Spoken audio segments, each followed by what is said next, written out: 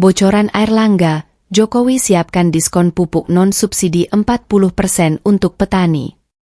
Presiden Joko Widodo, Jokowi, mempersiapkan langkah baru dalam mendukung sektor pertanian di Indonesia. Dalam bocoran yang diumumkan oleh Menteri Koordinator Bidang Perekonomian, Airlangga Hartarto, hari ini, 26 Februari 2024, pemerintah berencana memberikan diskon sebesar 40% untuk pupuk non-subsidi kepada para petani. Langkah ini diharapkan dapat memberikan stimulus bagi para pelaku usaha di sektor pertanian yang kian terbebani dengan kenaikan harga pupuk. Menurut Menteri Airlangga, keputusan untuk memberikan diskon ini merupakan respons atas permintaan yang terus meningkat dari para petani. Dia mengungkapkan, Presiden Jokowi secara tegas menginstruksikan kami untuk mencari solusi yang tepat dalam menghadapi permasalahan kenaikan harga pupuk yang membebani petani kita.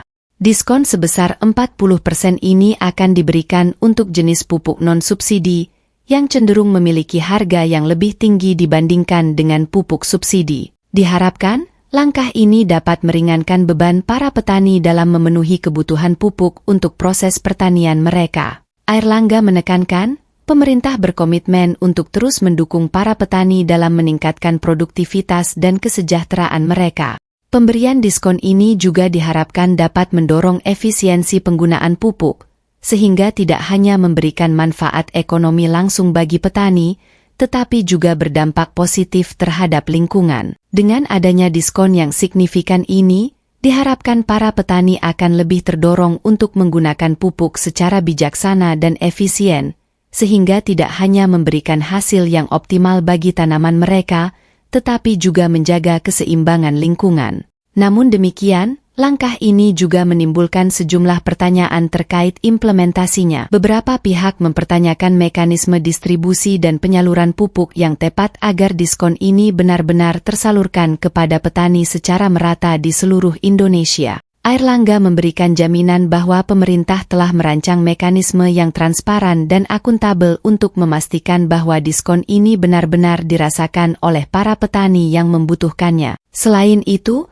beberapa pihak juga mengingatkan agar langkah ini tidak menyebabkan kerugian bagi produsen pupuk non-subsidi. Diperlukan kerjasama antara pemerintah dan industri pupuk untuk memastikan bahwa kebijakan ini tidak mengganggu kelangsungan bisnis produsen pupuk.